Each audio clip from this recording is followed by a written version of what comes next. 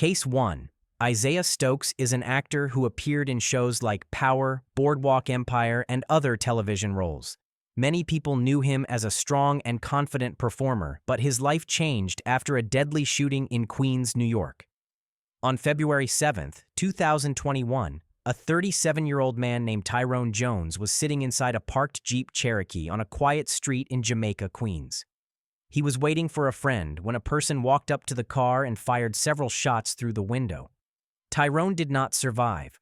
When police started looking deeper into the case, they said the person who pulled the trigger was Isaiah Stokes.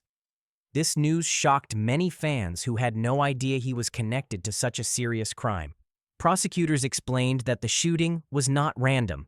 They said that months before the attack, in October 2020, there had been a fight at a birthday party where Isaiah and Tyrone had argued. According to the evidence shared in court, the two men had a problem with each other after that event. Prosecutors also said Isaiah placed a small tracking device under Tyrone's vehicle on January 29, 2021. This device allowed him to follow the victim's movements. Phone records and location data later showed Isaiah in the same area as Tyrone on the day of the shooting. Nearby cameras also captured video of a man walking toward the Jeep just seconds before the gunfire. During the trial, the jury reviewed video footage, phone records, and information about the tracker found on Tyrone's car. They also heard that Isaiah walked around the area for about 15 minutes before the shooting happened. Prosecutors said this showed that the attack was planned. When the shots were fired, Tyrone was hit several times in his head and body. The medical examiner confirmed he died at the scene. The evidence was strong, and after a 2-week trial, the jury reached a verdict on March 7, 2025. They found Isaiah guilty of second-degree murder and 2 counts of criminal possession of a weapon. On March 21, 2025, Isaiah returned to court for his sentencing. The judge announced that he would serve 25 years to life in state prison. This means he must spend at least 25 years behind bars before he can even ask for another chance. Depending on future reviews, he could remain in prison for the rest of his life. Case 2. Michael Jace was known by many people because he acted in the TV show The Shield and also appeared in a small part in the movie Forrest Gump. On screen, he often played strong and serious characters, but in real life, a very sad event changed everything about how people remember him. His life moved from acting on television to standing in a courtroom, where a judge had to decide his future. Before the tragedy, Michael was married to April Jace, who was a loving mother and a well-liked school teacher. Friends described her as calm, kind, and full of patience. She cared deeply for her children and her students, but inside their home, Michael and April had been dealing with long-term problems in their marriage. These problems grew worse over time, and on the night of May 19, 2014, everything reached a breaking point inside their house in Los Angeles. On that evening, police received a call from Michael himself. He told them that he had shot his wife. When officers arrived at the home in the Hyde Park area, they found April dead from gunshot wounds. What made the moment even more painful was that the couple's 2 young sons were inside the home at the time and saw parts of what happened. The police quickly took Michael into custody while the children were placed in safe care with family members. During the trial, which took place in 2016, the court heard many pieces of evidence about what happened that night. Phone records, statements, and witness testimonies helped the jury understand the events. One of the most difficult moments in court came when the older son, who was only 10 years old at the time of the tragedy, gave his statement.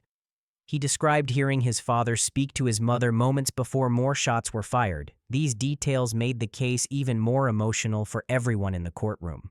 Prosecutors explained that the killing happened during a burst of anger. They said the shooting was intentional and not an accident. Michael's lawyers tried to present a different picture, but the evidence was strong.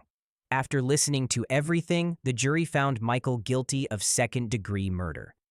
The verdict was reached on May 31, 2016.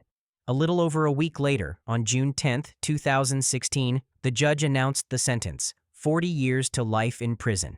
This sentence included extra years because a gun was used in the crime.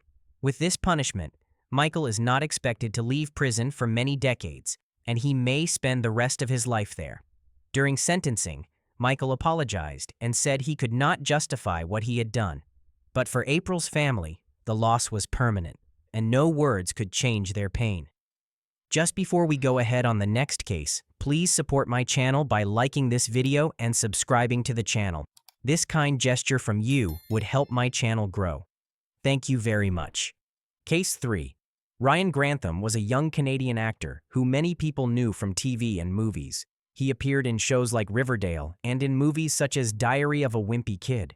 His acting career started when he was a child, and he grew up in front of cameras, playing sweet or shy characters that made people think he had a bright future. This is why the story of what happened inside his home in 2020 shocked Canada and the rest of the world.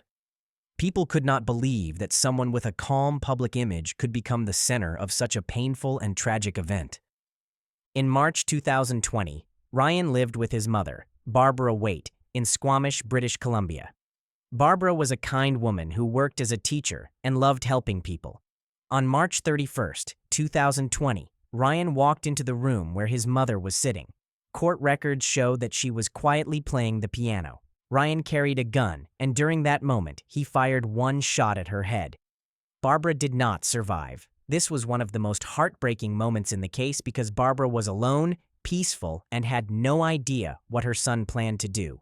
The court later learned that Ryan recorded a video right after the act, showing his mother and speaking about what he had done.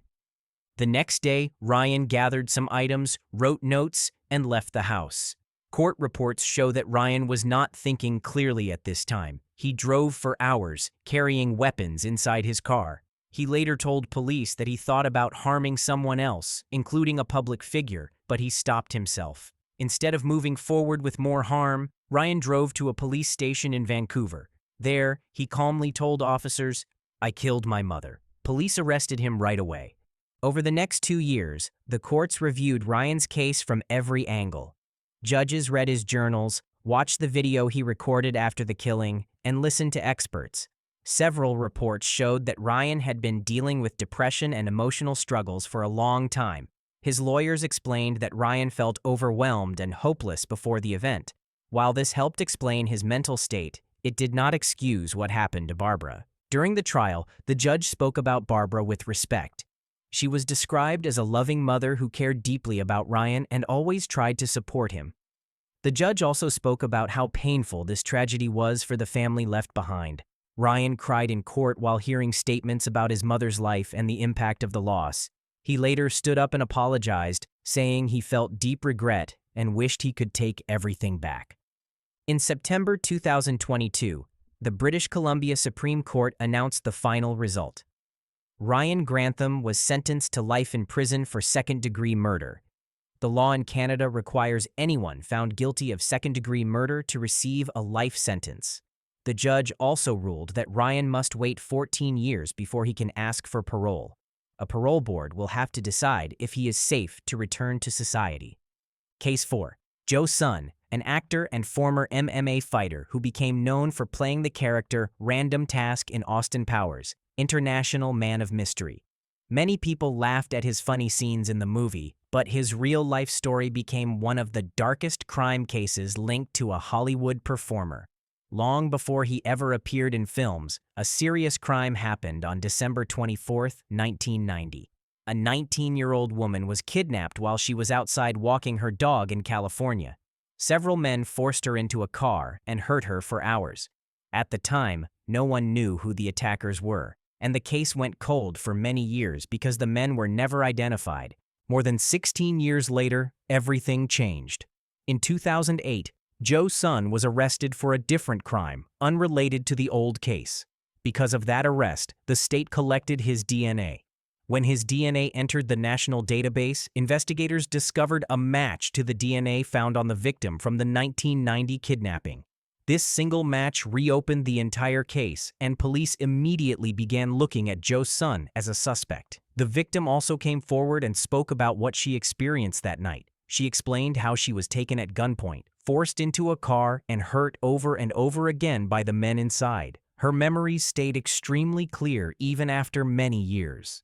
In 2011, Joe Sun went to trial for the 1990 attack. Prosecutors shared the DNA results, the victim's sworn statement, and other evidence from the old case. The original charges included several forms of sexual assault, but those specific counts were dismissed because too much time had passed for them to be brought to court under California law. Even with those charges removed, the remaining charge, felony torture, was extremely serious. After hearing all the evidence, the court found Joe-sun guilty. The judge explained that the victim suffered extreme harm and the damage changed the rest of her life. Because of this, the judge sentenced Joe-sun to life in prison for felony torture. While serving his sentence at the Richard J. Donovan Correctional Facility in California, Joe-sun became linked to another violent crime. On October 10, 2011, his cellmate, a man named Michael Thomas Graham, was found dead inside their shared cell. The prison immediately opened an investigation. The coroner later reported that the cellmate had died from many blunt force injuries. This finding meant that the death was not an accident. After reviewing the evidence, authorities charged Joe-sun with voluntary manslaughter for causing the death of the man who shared the cell with him. In 2017, after court delays and a full legal process, Joe-sun was convicted of voluntary manslaughter. The court added 27 more years to his original life sentence. These 27 years are served on top of the life sentence he already had. Because the new sentence is consecutive, it increases the amount of time he must serve before the possibility of parole. Taken together, Joe-sun's total punishment became life in prison plus 27 years, which is often described in reports as 34 years to life. Case 5. Lloyd Avery II was an American actor remembered for his powerful appearance in the movie Boys and the Hood. In that film, he played the shooter in the heartbreaking moment when Ricky loses his life. Many viewers never forgot his face because the scene became one of the most emotional parts of the movie. Lloyd also acted in the film Lockdown, where he played a role inside a prison setting. On screen, he stood out because of his serious expressions and strong presence. But Lloyd's real life took a difficult turn, and the trouble he faced off-camera slowly pushed him away from acting and toward a path that ended in tragedy. Lloyd grew up in Los Angeles. People who knew him during his early years said he came from a stable home and did well in school before he entered acting. But as he got older, his life began to change. According to reports in the Los Angeles Times, Lloyd started spending time in dangerous areas and became involved in conflicts that were far from the movie world he once worked in. By 1999, his personal life was filled with problems, and those problems became serious after a violent incident took place in Los Angeles. In 1999, 2 people were shot and killed during an event linked to neighborhood disputes. The Los Angeles Times reported that investigators connected Lloyd Avery II to the scene during their search for suspects. Police interviewed witnesses and followed leads. Over time, they built a case linking Lloyd to the double killing. The news shocked fans around the country because Lloyd had played a shooter in Boys in the Hood, and now he was facing real charges for taking lives. After a warrant was issued, police arrested him and brought the case to court. During the early 2000s, Lloyd went through a full trial for the 1999 double killing. Court records and major newspapers confirmed that the jury found him guilty of both counts. His acting career was already slowing down at that point, and the verdict closed the door on any chance of returning to Hollywood. After the conviction, a judge sentenced him to life in prison. Lloyd was sent to Pelican Bay State Prison, a high-security facility known for holding some of the most dangerous inmates in California. This marked a dramatic fall from his early years in movies to a future behind prison walls. While in prison, some reports said Lloyd tried to change. People close to him later shared that he became more interested in faith and tried to stay calm during his sentence. But Pelican Bay was a very tough place, and it was filled with tension. Lloyd lived with another inmate inside his cell. The man he shared the cell with already had a violent history and was known for troubling behavior. On September 4, 2005, officers found Lloyd Avery II dead inside his cell. He was only 36 years old. According to confirmed reports from the Los Angeles Times and The Guardian, his cellmate was responsible for taking his life. The event was extremely sad for Lloyd's family and for the families of the 1999 victims, marking another painful moment connected to the case. Before the next case comes up, if you found this video interesting so far, please like the video and subscribe to my channel. This would help the video reach a wider audience on YouTube. Thanks for your support. Case 6. Shelley Malil appeared in movies, TV shows, and small roles across Hollywood. One of his most recognized appearances was in the 2005 comedy The 40-Year-Old Virgin, where he played a supporting character. Many viewers saw him as someone who brought humor and friendly energy to the screen.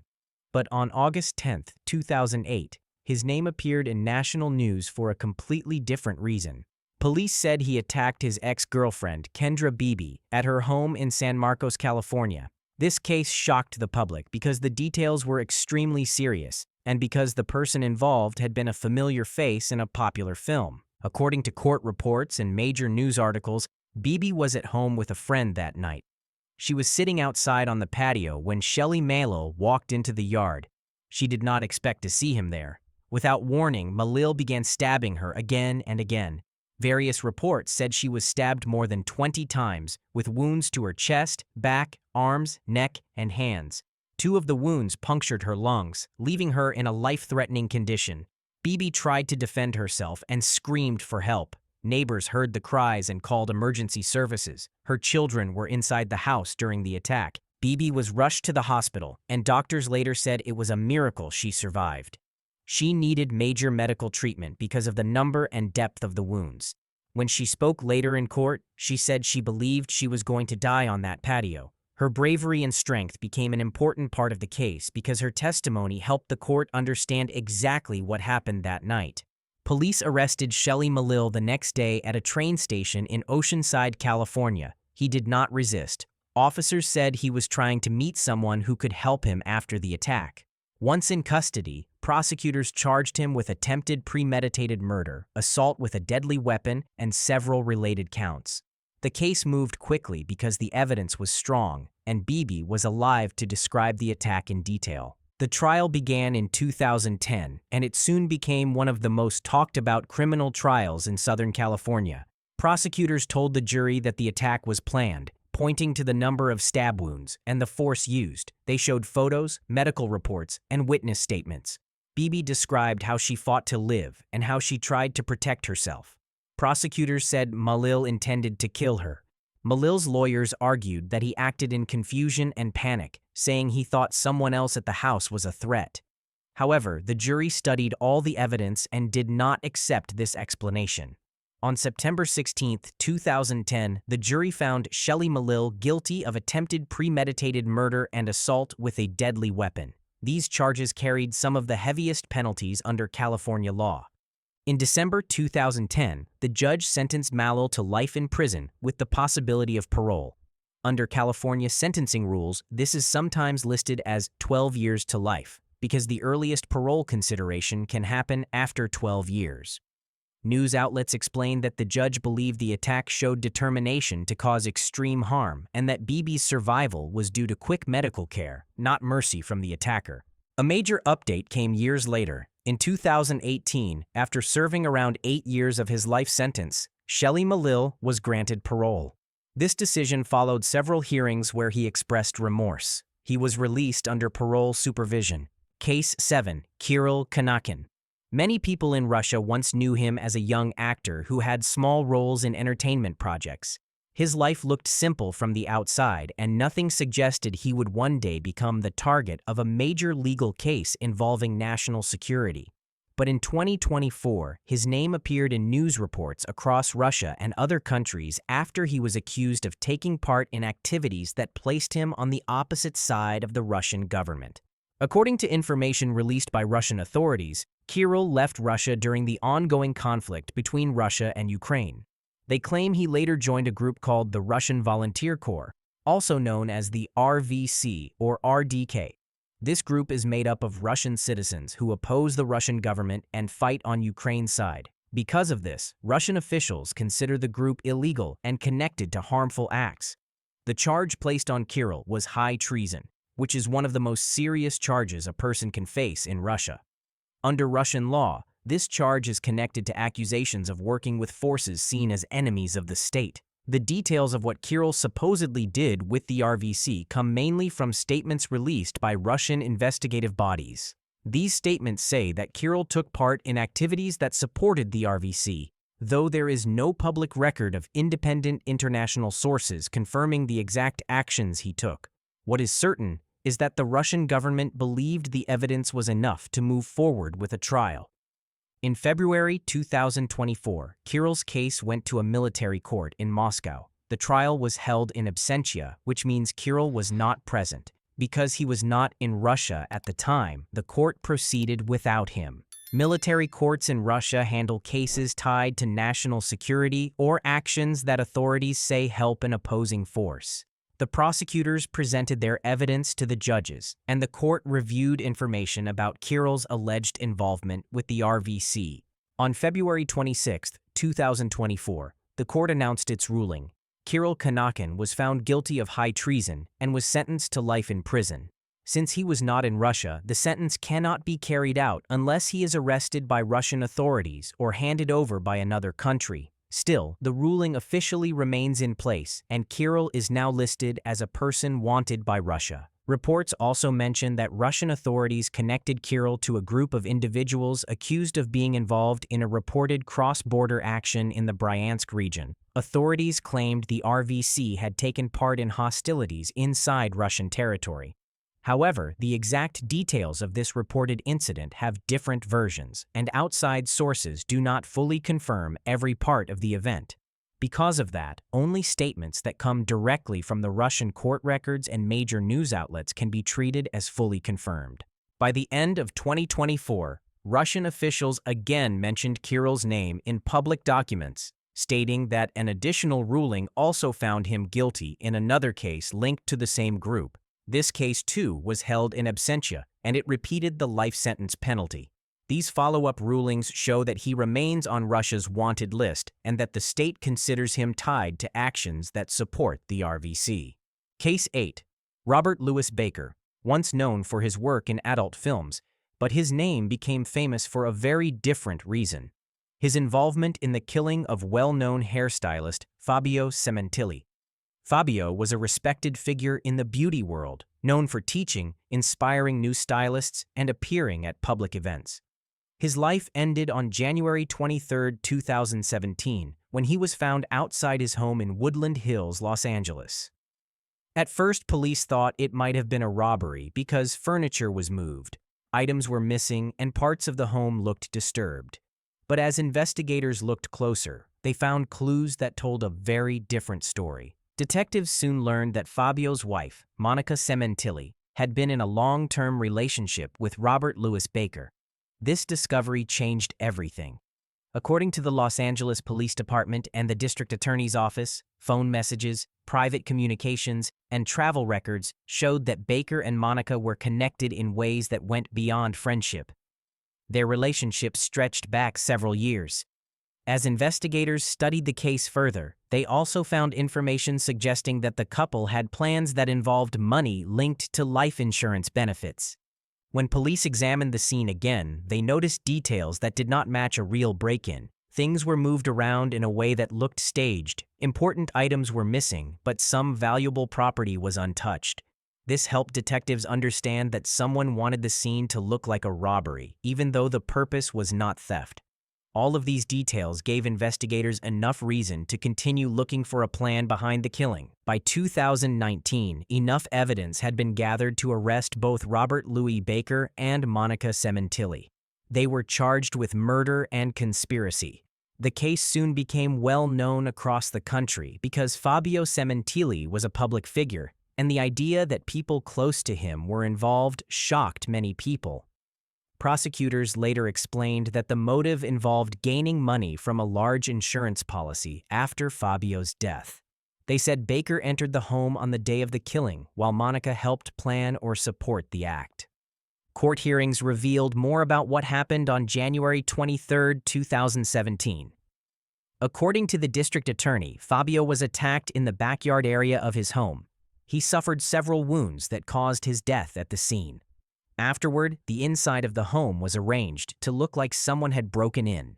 Tools, electronics, and personal items were placed in ways that were meant to fool investigators into thinking a stranger committed the act. Little by little, detectives connected these details to Baker and Monica. As the case moved forward, one more important detail became public. Another man, Christopher Austin, was also involved. He later pleaded no contest to second-degree murder and received a sentence of 15 years to life for his role. This meant that the full plan included more than one participant and that the motive was strong enough to bring several people into the act. In July 2023, Robert Louis Baker pleaded no contest to first-degree murder and conspiracy to commit murder. He also admitted special charges related to financial gain and planning. In court, prosecutors explained that Baker carried out the physical attack while working with Monica to complete the plan. Following this plea, a judge sentenced Robert Louis Baker to life in prison without parole. Soon after, Monica Cementilli went to trial. On April 11, 2025, a jury found her guilty of first-degree murder and conspiracy. Like Baker, she was also convicted of special charges connected to financial gain and planning. On June 23, 2025, she received the same punishment, life in prison without parole. Case 9. Leslie Grantham is known all over the United Kingdom for playing Dirty Den on the BBC show EastEnders. Many viewers grew up watching him on television, but long before he became a famous actor, Leslie lived a very troubled life. His story began not in a studio, but in West Germany in the 1960s, when he was a young man serving in the British Army.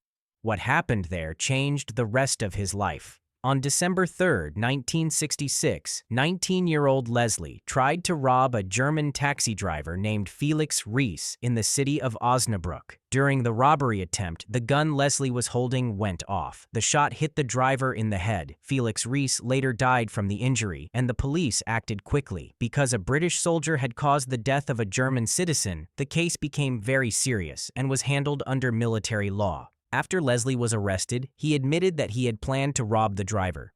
He claimed the shot was not planned, but the court did not accept this explanation.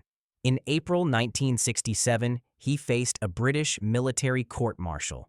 After hearing all the evidence, the court found Leslie guilty of murder. Because the crime caused a loss of life, the punishment was extremely heavy. Leslie Grantham was sentenced to life in prison. He was very young at the time, and many people expected him to spend decades behind bars. The case left a strong mark on both British and German communities. Prison life was difficult for Leslie. He had entered the army at a young age, and suddenly, he was facing a lifetime in a cell. But over time, he tried to change how he lived. One of the things that helped him was joining drama workshops inside the prison. These workshops let prisoners read scripts, practice acting, and talk about emotions. Leslie found comfort in performing. Acting gave him focus and allowed him to express himself in a way he had never tried before. His interest in acting grew slowly, and it later became the key that would help him rebuild his life. Leslie spent many years behind bars before the parole board looked at his case. In 1977, after serving about 10 years, Leslie was approved for parole and released. At that point, he had no fame, no career, and no clear direction, but he carried with him the skills he learned through prison drama programs. After leaving prison, he joined acting schools, took small roles, and worked very hard to create a new path for himself. He tried to live responsibly and stay away from trouble while building a career from the ground up. Everything changed for him in 1985 when the BBC chose him to play Den Watts in the new soap opera EastEnders. The character soon became one of the most popular and talked about roles in British television. Viewers loved Den's bold personality and strong screen presence. Leslie became famous almost overnight, and he stayed an important part of the show for many years. Many fans who watched him had no idea about his past. Even with his success, Leslie never denied the crime he committed as a young soldier. In interviews later in life, he spoke about regret, responsibility, and how the events of 1966 stayed with him forever. Case 10. Jason Andrews worked as a DJ, performing at clubs and small events, and he also appeared in adult films. These jobs gave him a small level of attention, especially among people who followed nightlife and adult entertainment. But in 2010, his life took a dark turn in Florida when he became involved in a killing that shocked both the local community and people around the country. The man who once worked on music stages and adult sets would later stand in court, facing charges that would send him to prison for the rest of his life. According to reports from the Pasco County Sheriff's Office and major news outlets, the crime took place on May 15, 2010, inside the New Port Richey home of Dennis "Sparky" Abrahamson. Abrahamson was a well-known tattoo artist, respected in his community and liked by the people who knew him. On the day of the murder, Jason Andrews and his partner, Amanda Logue, arranged to meet Abrahamson. It appeared at first to be a private gathering, but investigators later explained that the real plan, based on digital messages and phone records, was to rob him. Inside the home, Abrahamson was attacked with great force. Police confirmed that he was beaten with a hammer-type tool and stabbed. The attack left him with severe wounds to his head and body. He died at the scene. Andrews and Logue left the home with cash, credit cards, and camera equipment taken from the victim. Later, detectives found that many items at the scene had been wiped down, showing an effort to remove fingerprints and avoid leaving traces. One of the most important parts of the investigation came from text messages between Andrews and Logue. These messages were recovered by the police and used in court. According to the Tampa Bay Times, the messages showed planning before the crime, including discussions about money and how to approach the victim. Some messages were sent during the time Andrews and Logue were inside the home, showing coordination between the two. After leaving the home, they were seen on surveillance videos, using the victim's money to shop at stores in the area. Once investigators gathered all of the digital records, phone data, and surveillance video, they identified Andrews and Logue as the suspects. Both were arrested several weeks later in Georgia. The arrests brought national media attention because of the unusual mix of adult film work, DJ performances, and the violent details of the crime. Public interest grew even stronger when the text messages became part of the evidence. The legal case moved forward quickly. Prosecutors charged both Andrews and Logue with murder and robbery. Logue eventually accepted a plea deal in which she admitted guilt to a lower charge. She received a 40-year prison sentence for her role in the killing. Andrews, on the other hand, faced a more serious charge because evidence showed he carried out the physical attack with the hammer and knife. In 2012, Jason Andrews chose to plead guilty to first-degree murder. By accepting the plea, he avoided a full trial, but he also accepted the penalty that comes with such a serious charge. The judge sentenced him to life in prison without the possibility of release. Case 11. Rasheed Bird. Many people first knew him as a young man with strong athletic talent. When he was growing up, he worked hard to become a top basketball player. Coaches believed he could reach the professional level, and he trained with that goal in mind. His height, strength, and playing style helped him stand out. Because of this early promise, he became known as a former NBA prospect. Later, he even appeared briefly in the 2008 comedy movie Semi-Pro, which gave him a small step into acting. At the time, it looked like he had a bright future in both sports and entertainment. But instead of becoming known for success, Bird's name would eventually be linked to a long list of serious crimes that changed many lives. According to prosecutors in Los Angeles County and Santa Clara County, Rasheed Bird committed multiple violent sexual assaults between 2015 and 2020. These crimes took place in different cities across the two counties. The women who survived the attacks reported their experiences to police, describing frightening moments that left them deeply hurt. For years, many of the cases were open with no clear suspect. The assaults followed a pattern, but investigators did not yet know who was responsible. Over time, detectives used DNA testing and shared information across county lines. As new forensic methods improved, investigators began to compare evidence from different unsolved cases. According to reports, this process helped detectives realize that the same person's DNA appeared in several crime scenes. When the full DNA profile was checked and confirmed, it pointed directly to Rasheed Bird. This discovery connected him to attacks that took place over 5 years. Police arrested him, and prosecutors started building a full case that included charges from both Los Angeles County and Santa Clara County. During the trial, survivors spoke in court about what happened to them. They explained how the attacks took place, how they felt during those moments, and how the events continued to affect their daily lives. Their statements were emotional and clear. Each woman described the fear she faced and the lasting harm she carried forward. Prosecutors said the pattern of violence showed that the assaults were not random. Instead, they reflected repeated actions aimed at controlling and hurting the victims.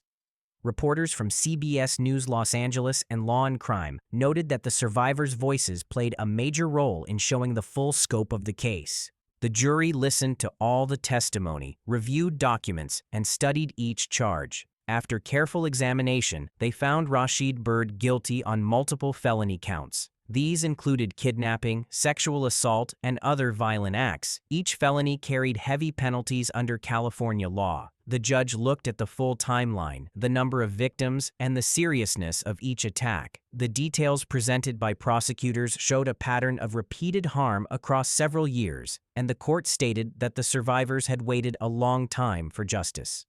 On February 6, 2024, the court sentenced Rasheed Bird to 90 years to life in prison. This sentencing was widely reported by major news outlets. The punishment reflected the number of felony counts, the seriousness of the violence, and the long time span of the crimes. The structure of the sentence means that Bird will remain in prison for the rest of his life. Even if a parole hearing becomes available many years from now, the combined length of the sentence makes release extremely unlikely. After the sentencing, many survivors expressed relief. Case 12. Ali Abulaban. Before his name appeared in news reports for a serious crime, many people knew him because of the characters he played online. He created comedy videos, acted in small online projects, and became popular on TikTok and Instagram under the name Jin Kid. He used his voice and expressions to copy famous actors, especially movie characters, and this helped him grow a large following. People shared his videos and laughed at his impressions. For a moment, it looked like he was building a real entertainment career, with acting opportunities starting to open up. But behind this rising online image was a personal life that was becoming more troubled, and in 2021, everything changed. As Ali gained more followers, he began to appear in more online skits, sometimes playing dramatic characters, sometimes playing funny ones. Fans said he had a strong screen presence and good timing, and he hoped that his social media success would help him move into larger acting roles. But while his online world was growing, his home life with his wife, Anna Abulaban, was falling apart. According to court records and statements from the San Diego District Attorney's Office, the couple had been arguing often, and the problems became so serious that Anna asked Ali to move out of their high-rise apartment in San Diego. Even after moving out, Ali kept a copy of the apartment key and tried to follow what was happening inside the home. Prosecutors later explained that Ali used his daughter's iPad to watch and listen inside the apartment through a hidden app. On October 21, 2021, Ali listened through the app and believed that Anna was inside the apartment with another man. He rushed to the building, went up to the 35th floor, opened the door with the secret key, and found Anna with her friend Ray Barron. According to evidence presented in court, Ali pulled out a gun and shot both of them several times. Both victims died at the scene. After the shootings, Ali called his mother and spoke about what happened. He drove to pick up his daughter from school, and police arrested him soon afterward during a traffic stop. News outlets across the country covered the case, and many people who once watched Ali's videos were stunned to learn that the same man who entertained online audiences had now been charged with double murder. The trial moved forward, and prosecutors argued that Ali had planned the attack. They used text messages, the secret key, the listening app, and the timeline to show preparation. Ali's defense team argued that he acted out of strong emotions and did not fully understand what he was doing, but witnesses told the court that Anna had been afraid for her safety and wanted to separate from him. These details helped build a picture of the relationship before the tragedy. On May 29, 2024, a jury found Ali Abulaban guilty of 2 counts of first-degree murder. The verdict confirmed that the killings were intentional. The courtroom was quiet when the decision was read, and the families of Anna and Ray expressed their pain and relief. The case had lasted more than 2 years, and the verdict marked a major turning point. Sentencing took place on September 6, 2024. According to reports from People magazine, NBC San Diego, CBS 8, and the Associated Press, the judge sentenced Ali to 2 consecutive life sentences without parole, plus additional years for using a gun. These extra years made the punishment even stronger. The judge stated that Ali would remain in prison for the rest of his life. Case 13. Dennis Roldan was once a familiar name in the Philippines. Many people in the 1980s watched him act in movies and television shows, and his work helped him become known across the country. Later in life, he entered public service. He became a counselor in Quezon City and later served as a congressman for the 4th District. To many people, he looked like someone who had reached success in 2 different worlds: entertainment and politics. But in 2005, everything changed. His name became connected to a case involving a 3-year-old boy who was taken from his family for money. This case soon became one of the most talked about kidnapping incidents in the country. According to police reports shared by the Philippine Star, GMA News, and the Philippine Daily Inquirer, the young boy was taken in February 2005 in Pasig City. The child came from a Phil-Chinese family, and the people behind the plan demanded ransom for his release. The kidnapping frightened many families across the country because it involved a very young child who had no way to protect himself. Police teams moved fast, following leads and trying to find the boy before anything worse happened. Days later, officers discovered the boy inside a house in Quezon City. He was found alive, and police said they were able to rescue him through careful tracking and quick action.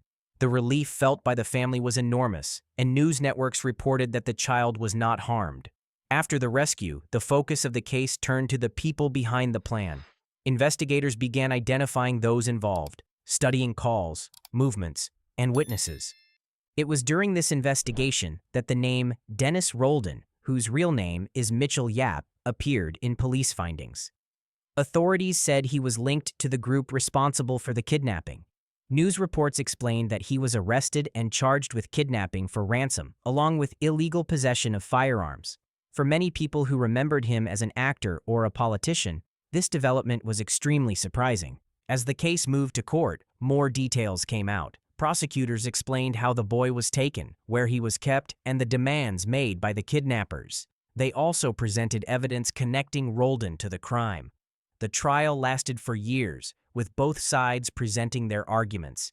Even with the long process, the facts of the case stayed at the center. A small child had been taken, a ransom was demanded, and police managed to save the boy.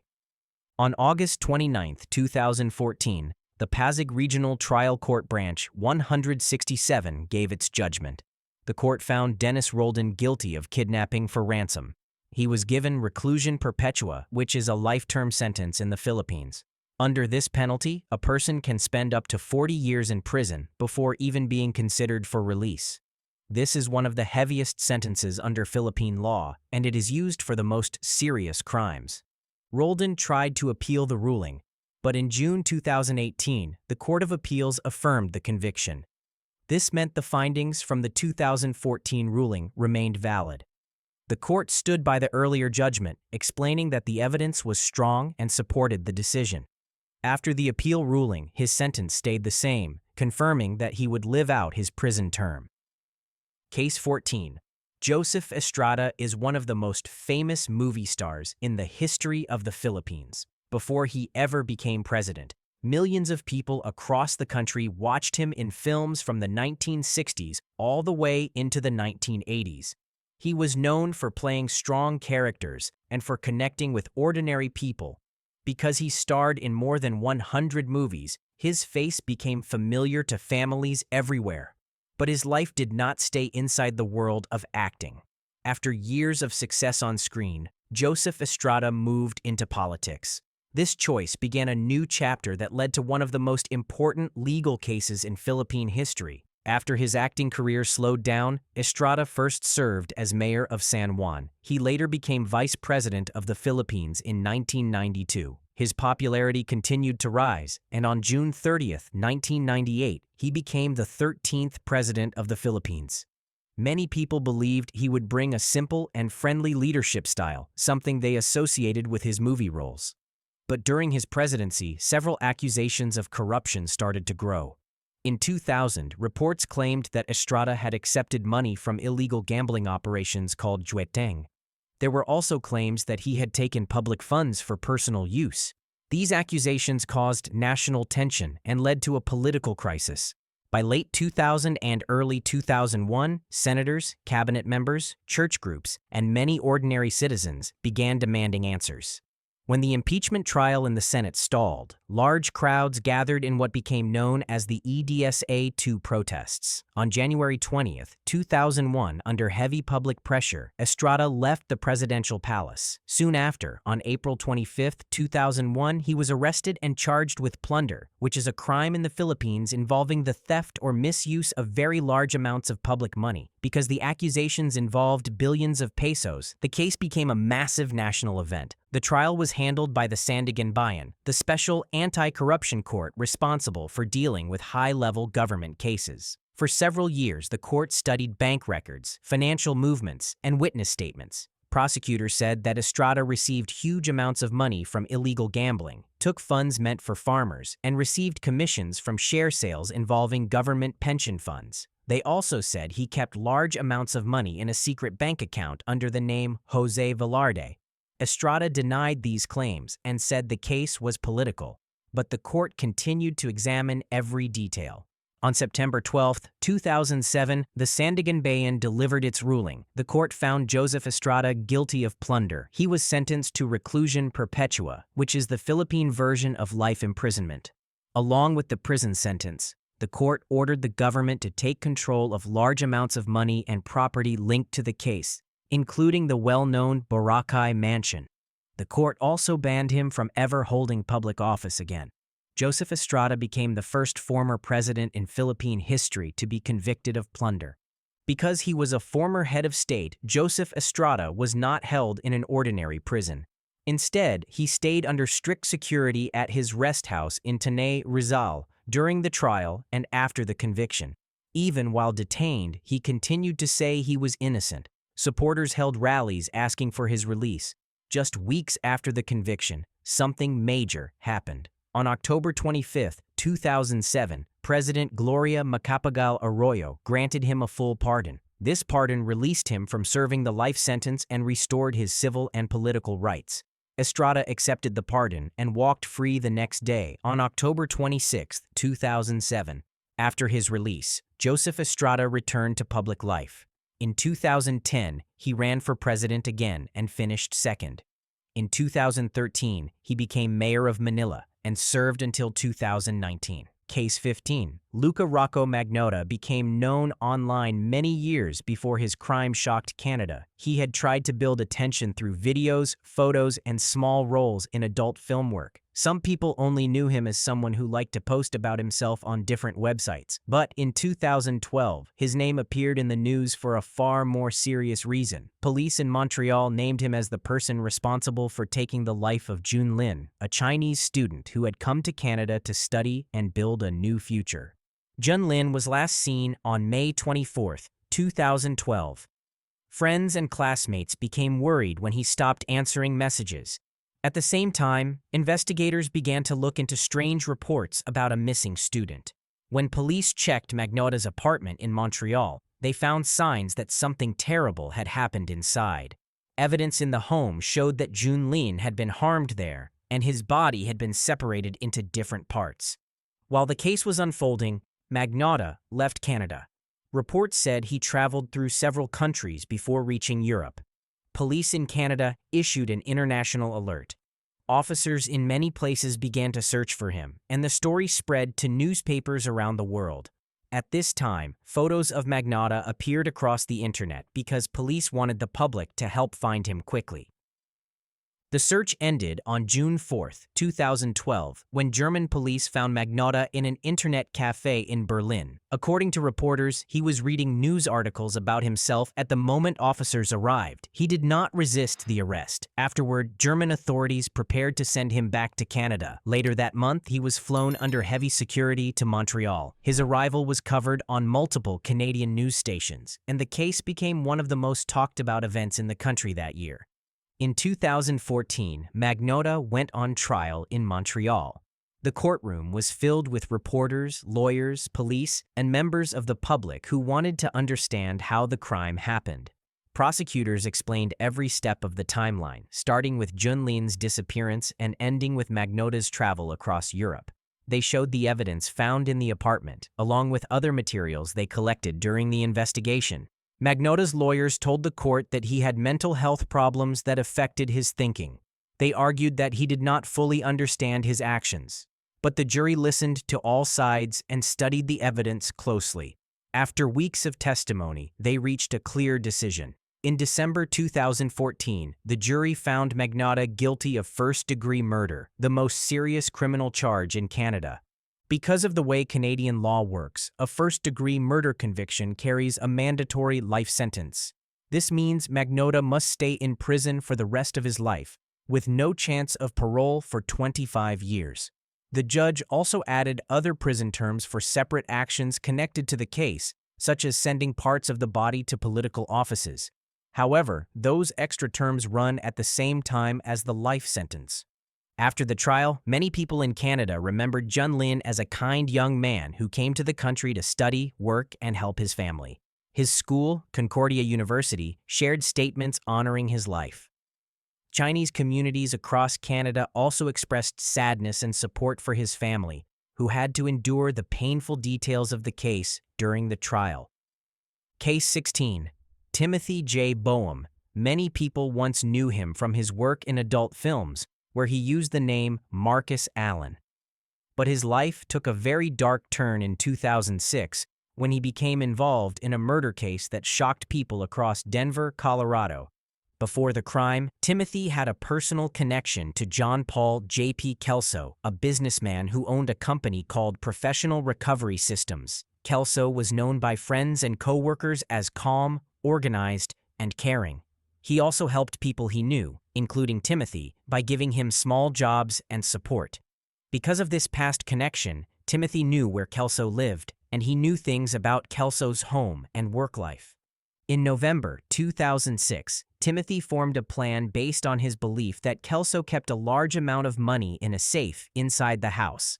According to investigators and later court statements, Timothy wanted to steal this money to solve his own financial problems. With this plan in mind, Timothy went to Kelso's home on November 13, 2006. He entered the house, and what happened next changed everything. Kelso was shot, and the injury was fatal. His body was later found in his bathtub. After the shooting, investigators learned that Timothy tried to take items from the home. Some reports say he took papers and other things he thought might help him gain access to Kelso's money later. He also tried to make the scene look different so the crime would not be traced back to him immediately. Timothy then left the house and traveled across state lines. On November 16, 2006, only 3 days after the crime, police found Timothy near the border crossing in Lukeville, Arizona, where he was taken into custody. When questioned, Timothy told investigators different versions of what happened. In one version, he claimed the shooting was part of a planned robbery. In another, he suggested it could have been an accident during a struggle. Investigators compared his statements with the physical evidence found in Kelso's home. The differences raised many questions and helped authorities understand the true sequence of events.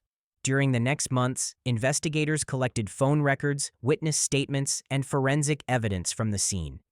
This included details about the handgun, the condition of the house, and the actions Timothy took both before and after the shooting. Prosecutors said these details showed that the killing was planned. The case moved forward and Timothy stayed in jail while waiting for trial. The trial began with both sides presenting their arguments. Prosecutors said Timothy went to the house with a clear plan to take money and that the killing was not accidental. They pointed to evidence showing that Timothy believed Kelso kept money locked away and that he wanted to get into the safe. They also said Timothy tried to escape the state after the killing, which supported the claim that the act was intentional.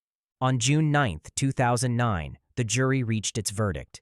Timothy was found guilty of first-degree murder, the most serious form of homicide under Colorado law. Because first-degree murder in Colorado carries a mandatory sentence, the judge gave Timothy life in prison without the possibility of parole. By the time the legal process ended, Timothy had begun identifying as a transgender woman.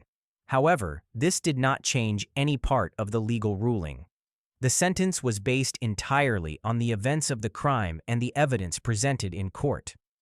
Case 17. Kalin Walker, known to many young people as a rapper and as one of the actors in the 2018 movie Superfly. His face appeared in music videos, his name showed up on social media, and he often spoke about big dreams in film and music. But on October 17, 2022, his name filled the news for a very different reason. A judge in Los Angeles sentenced him to 50 years to life in prison after a jury found him guilty of harming many women. Walker's story began as a rising entertainer. He took part in photo shoots, music events, and online projects, which made some people believe he could help them grow in their own careers. According to court records, many women said Walker reached out to them through social media and told them he could connect them with modeling or music opportunities. These promises made the women feel that they were talking to someone who understood the business and had real contacts. Some were very young, including a few who were 16 years old, as confirmed by Rolling Stone. When the case finally reached court, prosecutors explained that Walker followed a pattern. They said he used online messages to meet women, asked them to come for a photo shoot or a music-related meeting, and later harmed them when they were alone. Many victims shared their experiences during the trial. Reporters from the Los Angeles Times noted that the courtroom grew very quiet as each woman spoke. They told the judge how the events changed their lives and how long they carried the pain. Walker said he was innocent and told the court that he did not hurt anyone. But the jury reviewed messages, interviews, phone data, and statements from many victims. In April 2022, the jury found him guilty of several charges, including rape by intoxication, and other sexual crimes. When the sentencing day arrived in October 2022, the judge shared the final decision: 50 years to life in a California state prison. This sentence came from the large number of victims and the seriousness of the crimes. Reporters from Spectrum News 1 wrote that some victims cried when they heard the decision because they felt the court finally understood what they went through. During the hearing, prosecutors reminded the court that the crimes took place over several years. They said Walker used his growing fame and music connections to gain trust. Even though he was a young entertainer, the actions described in court showed a long pattern of harm. These details were also supported by Rolling Stone, which wrote a detailed report about the victims' experiences and the timeline of events. Case 18. Danny Masterson. Many people once knew him as a familiar face from TV shows like That 70s Show and The Ranch. He played one of the main characters on screen and built a career that lasted for years. But while his work made him popular to millions of viewers, serious actions from his past were waiting to be addressed in court.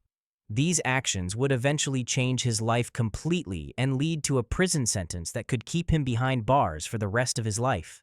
The situation began with events that happened a long time ago in the early 2000s. According to official court records from the Los Angeles County District Attorney's Office, 2 women reported that Danny Masterson raped them in 2003. Another woman had also accused him of rape in 2001, but that charge did not result in a conviction during the final trial. For many years, these reports did not turn into formal charges. The women continued to speak out, pushing for their stories to be heard. They faced delays, difficulties, and long waiting periods before the justice system finally moved forward. In June 2020, prosecutors officially charged Danny Masterson with 3 counts of rape. This meant he would have to stand trial and face the evidence brought by the women. His first trial took place in 2022, but the jury could not reach a decision. Some jurors believed the women, others were unsure. When a jury cannot agree, the law requires the judge to declare a mistrial. That meant the entire process would have to happen again from the beginning. A second trial was scheduled for 2023, and this time the jury reached a decision. After hearing all of the testimony, reviewing the evidence, and listening to statements from both sides, the jury found Danny Masterson guilty on 2 counts of rape. These convictions were for the 2 women who said they were assaulted in 2003. The third charge, connected to a different woman, did not result in a conviction because the jury was split and could not agree. On September 7, 2023, Danny Masterson returned to court for his sentencing. California law has strict penalties for rape by force, and the judge explained that the punishment in this case would be severe.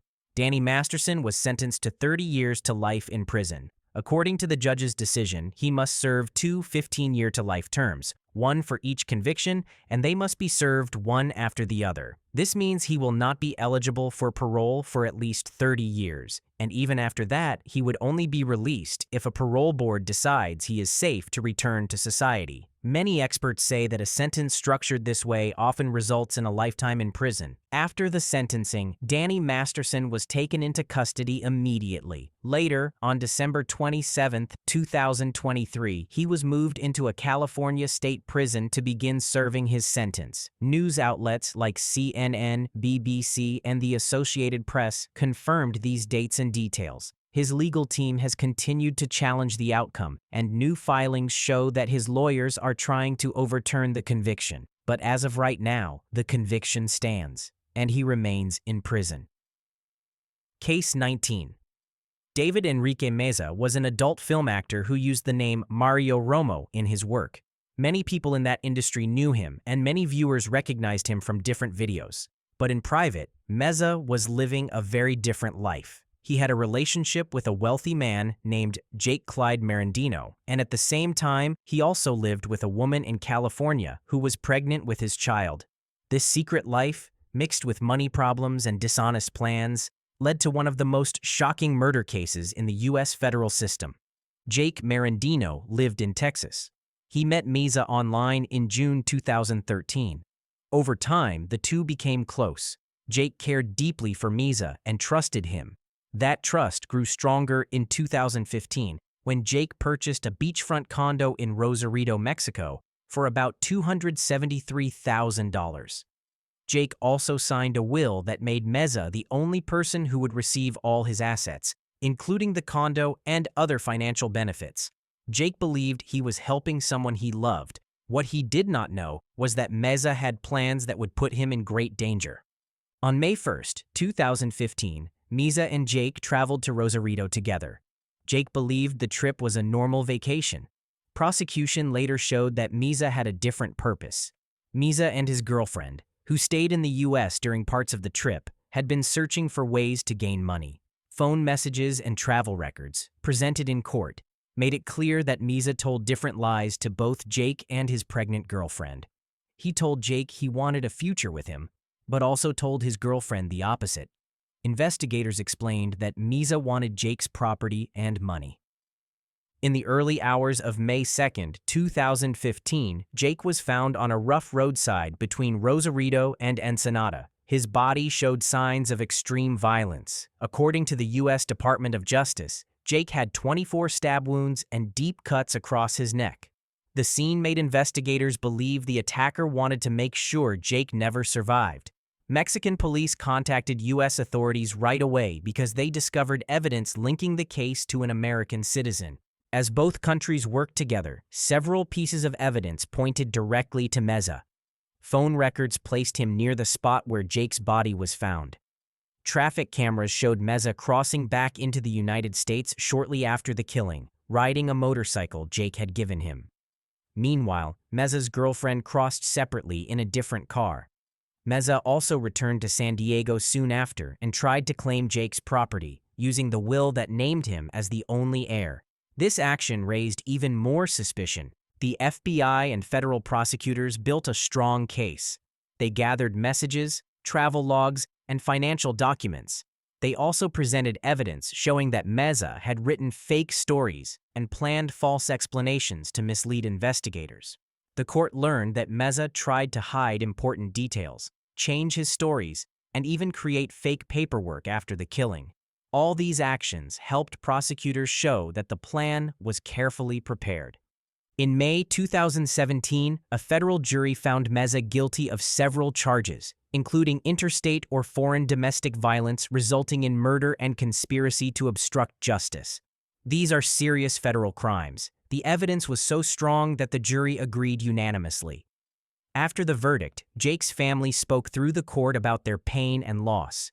They described Jake as a kind man who only wanted to help someone he loved. In December 2017, a federal judge gave Mesa the maximum punishment allowed by law.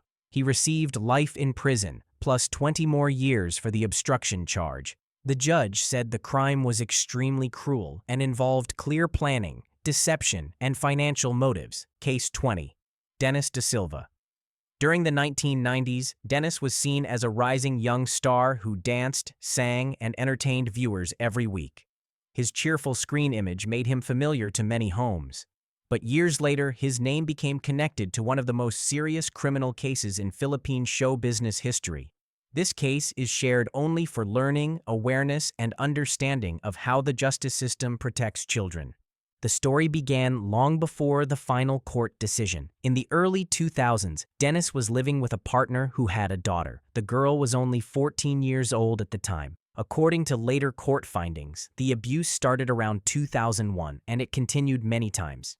The girl eventually found the courage to speak up, and her statements became the foundation of the entire case. After she reached out for help, the authorities began to investigate. Medical results, sworn statements, and other supporting materials were collected. These details did not come from guesswork. They came from official findings that were presented in court.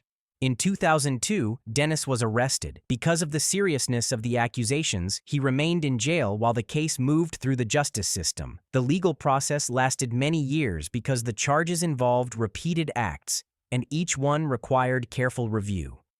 During the hearings, the victim described what she went through. Her testimony, given while she was still very young, became a strong part of the evidence. Court reporters, investigators, and lawyers documented every part of the case to make sure the truth was fully heard. The major turning point came in 2020. A Pasig City court studied all the evidence and delivered its final decision. The judge found Dennis guilty of 15 counts of rape, as well as several counts of child abuse. Because these crimes involved a minor under his care, the court classified the rape charges as qualified rape, which carries the highest penalties under Philippine law. For these crimes, Dennis was sentenced to reclusion perpetua, which is a form of life imprisonment. The court also added additional years for the child abuse counts. Some reports explained that the combined penalties, if counted one by one, could total hundreds of years. But in Philippine law, the main penalty that matters is reclusion perpetua, which ensures that the person stays in prison for a very long period. The court also ordered him to pay millions of pesos in civil and moral damages to the victim for the harm she suffered. These payments were not symbolic. They represented the long-term emotional, physical, and mental impact of the abuse. The legal story did not stop in 2020. In December 2023, the Court of Appeals reviewed the case after Dennis attempted to challenge the earlier ruling. The higher court rejected his appeal and confirmed every part of the conviction. This means the findings remain final. The rape charges, the child abuse counts, and the penalties all stay in place. The court also dismissed the relationship claim he tried to use as a defense, stating that such claims do not excuse crimes involving a minor. If you enjoyed watching this crime documentary, please subscribe to my channel. I create and post daily interesting videos on the channel. Thanks for watching.